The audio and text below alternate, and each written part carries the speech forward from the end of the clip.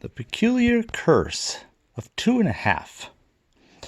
Well, I'm sure that there are mathematical reasons that are pretty straightforward for those who are into mathematics. But for those of us who have to work with coins, there's a curious thing which I call the peculiar curse of 2.5. Now I'm going to start with English money, because we all understand how English money is kind of weird, and I'm talking the old English money before they went decimal back in about 1970 or so. So as you can see, you've got a couple shillings, a sixpence, and this is what it takes to get a half crown. So a shilling, another shilling, a sixpence is half a shilling, and all that adds up to a half crown. Now that's kind of odd. I mean, why couldn't it be like, in fact, you can have this, where you just have a shilling, and a shilling adds up to a florin, or a 2-shilling piece. Straightforward, logical, and it's also kind of nice that it goes down kind of nicely, because you got 2 shillings, half of that's a 1 shilling, half of that is a sixpence, and half of that is a 3 pence. Of course, it kind of stops there, because after that, you can't split that easily in half, but what you can do is you can turn that into 3 pennies. Well, that's English money for you. And actually, there's nothing wrong with that. I'm not so sure they really gained a lot, because one of the nice things about the way they divvied up the shilling is that it's 12 pennies. So you could get this as quarters, or as thirds, or as halves, and the whole thing, as well as individual twelfths. Makes it very convenient. If you're buying a dozen eggs and each egg is a penny, you can buy half a dozen like that. A third of a dozen like that, a quarter of a dozen like that, or an individual egg like that. Very convenient. It's one of the reasons they did it that way. But as you can see, sometimes you go up by threes, so 3 pennies to 1 3-pence, or threepence as they used to say. But then 2 of those to 6 pence, 2 of those to a shilling, 2 of those to a 6 pence, or to a florin. Now, one might think that perhaps the next thing up could be the crown, because, but actually it doesn't work out so well, because the next thing up is this other one right next to the florin that's only 6 pence more than 2 shillings.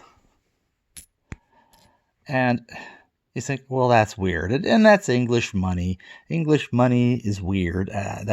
We just kind of accept that. Well, here's another one here. Okay, now it's easy enough that 2 half crowns add up to a crown. And as it happens, 4 crowns add up to a pound. And from there, the pounds just count up normally and decimally, always have. But let's say you want to do this a different way. These 2 half crowns can be replaced with 5 shillings. So it's kind of odd, but not too bad. But again, that's why it is. Oops, that's 6 shillings here. But that's why it is that you see you got 2 shillings, and then you have to cut it. It would be 5 shillings. That's right. But you'd have to kind of cut a shilling in half by turning it into a couple of sixpences to be able to divide this in half. So if you take all this away, and now you've got 2.5 shillings make a half crown. So you think that's kind of weird. And truth to tell, for a while, England only had half crowns, and then Queen Victoria in the late 1840s arranged to introduce a new coin to begin decimalization back in the 1800s, 1840s and 50s to be precise, by introducing the 2-shilling piece, or the florin.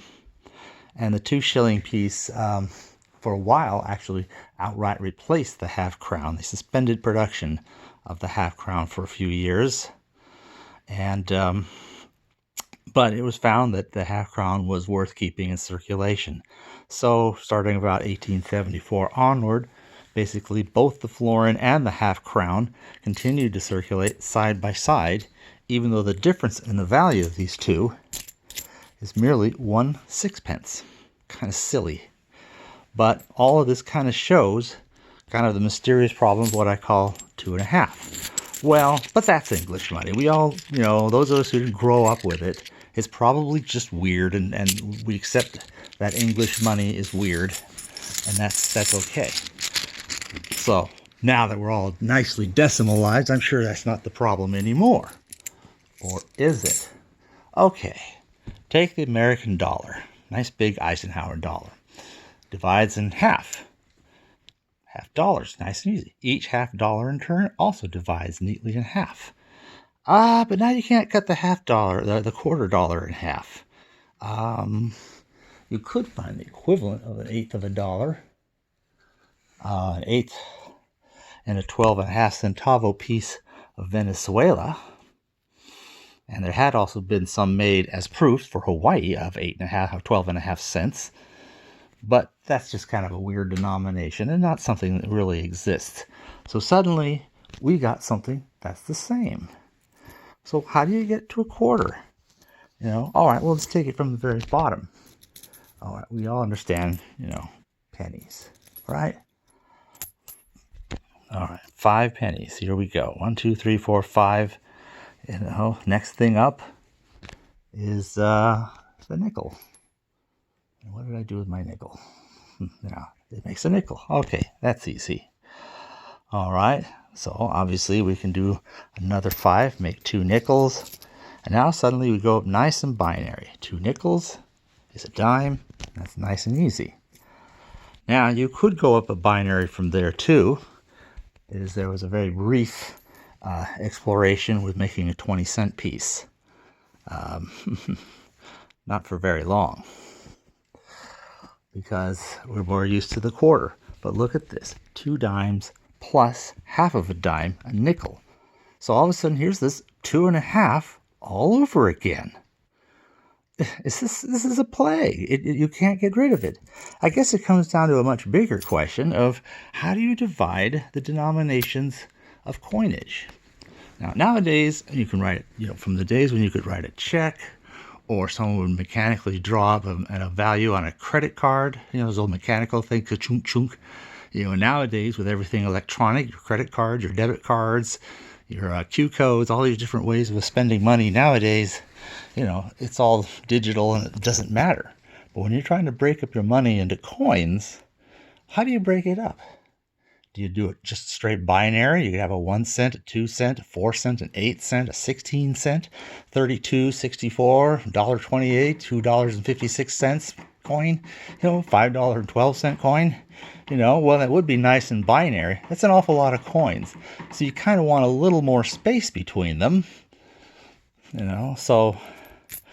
And 3s would be a little bit easier, except for, well, do we really want coins of 3 cents and 9 cents and 27 cents and 81 cents and so on for powers of 9, powers of 3?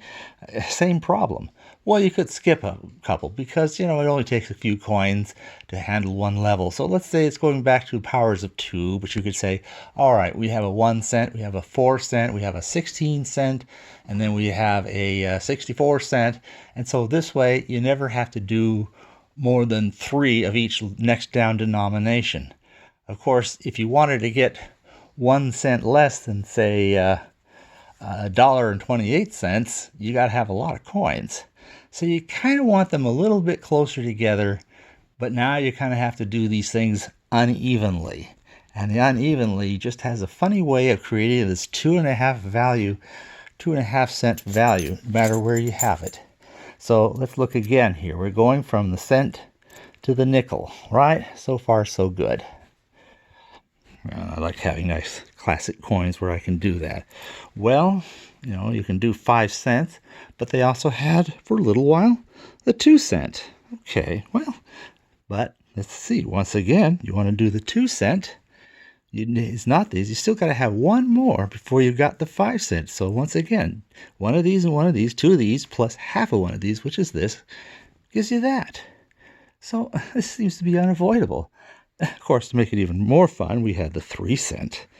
Now, 3 cent, okay, now this kind of makes more sense. So you got to 2-cent and a 3-cent. That gives you a nice, easy 5-cent. And that's all these different coins. So you got a 1-cent, you got a 2-cent, you got a 3-cent. That's a lot of different coins. I mean, we're going to have a 4-cent, and a 5-cent, and a 6-cent, and, all the way up to a 99-cent, a $1 cent, $1.01. And, I mean, it gets kind of ridiculous. So, but it's a perennial problem. It even continues into the higher denominations. So here we have dollar. Now, remember the dollar, or dollar, take it either way, splits nicely into halves, which halves split nicely into quarters. Well, at least that goes down. And then you can go up. You could take the $2. But then, what's the next thing up? We don't do $4. We have $5. Oops. Well, you can do $5 if you just have 2 of these and 1 of these. So, like, once again, 2, 2.5. So, once again, there's our 2.5. Basically, this is half of each of these, so there's 2 of these plus half, 2.5 of these, making this. And then we have the same thing happen again. Once we get to 5, okay, 5 doubles nicely. 10, and then to 20, and then to 50, and oops, wait a minute. That's not double. So once again, we've got the same problem. It's really 2 of these plus 1 of these that's half of 1 of these. So 2.5 of these to get up to here before you can just start doubling up 100 and so forth. So once again, and you can move the demarcation around a little bit going up to 5 with a $2.50 coin, which they made in gold back in the old days. $2.50, pretty cool. Okay. So 2 of these. So this cuts now neatly in half. But now, what is this to this? Well, this is $1. This is $2.50. So you still got that $2.50 in the mix, no matter what you do. You just can't get that out of the mix. Different countries may sometimes divvy these things up different ways. So we look at Cuban coins, for example. Okay. Very simple. 1 cent. And then they have a 2 cent. And then they have 5 cent. Whoops, same thing. 2 of these and 1 of these for that, or 2.5 of this. Okay, well, once you get up to the 5 cent, it doubles up neatly. And this goes for quite a while. The 5 cent, the 10 cent, the 20 cent, and even now the 40 cent. But they didn't make an 80 cent. Next thing up is a peso. Whether you do it in gold or silver, it amounts to the same thing. So once again, it would take 2 of these and 1 of these, which is half of 1 of these, to get up to the peso. So here's our 2.5 showing up again. We just can't get rid of it. Or even getting up to the peso. You say, okay, well, we can do pesos, whole pesos. Well, there's 1 peso, there's 2 pesos, and there's 4 pesos, right? Nice doubling thing, right? We go up by a factor of 2. Well, we don't have an 8 peso and a 16 peso. We just reset, go with 5, and now we can do this doubling again. 10 and 20. But we've got this funny interruption between 4 and 5, which is kind of weird. And again, the 5 is really just 2 of these and 1 of these. There's our 2.5 again. The 4, at least, is just 2 of these. That's straightforward. So we do the 5, and suddenly it's doing all this weird stuff again. So when you get to Panama, it gets even wilder. Now they got the same bigger denominations, but let's just start with some of the little ones here. You got 5 cent, and of course that can double to a 10 cent, but then suddenly it gets interrupted because the next thing up is basically a quarter or 25 cents. But they could still do something mildly fun and interesting. Put in a 2.5 cent, which is conveniently half of this. So 2.5 cents. That's not too bad, but once again, that's 1, 2.5. Here's another 2.5. Of course, you can still continue this binary theme by inserting another coin that's half of this, and they did this, and that's the 1.25 cent. So that's really weird. I guess if you had a half cent, you know what? They actually did have a half cent. I guess you could take 2 of these and the half cent, which I didn't bring here, to get, no, not the half cent. That's right. You need that for this. This is just getting weird. Okay, so it's really kind of funny how all this seems to work out. And I don't think I was quite done with Venezuela because, let's see. All right, Venezuela. Okay.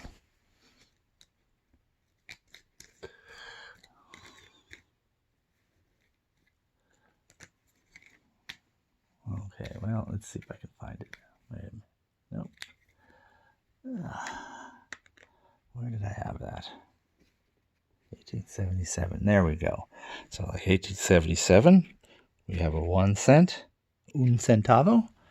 This was a 2.5. You can barely see it, but if you look closely, it is dos and medio centavos. It's hard to read that because it's kind of faded. 2.5. Well, we have a little bit of inflation, and these things go up by 5. So now instead of 1 cent, you have 5 cents. Instead of 2.5, 2.5 times 5 gets you to 12.5. 12.5.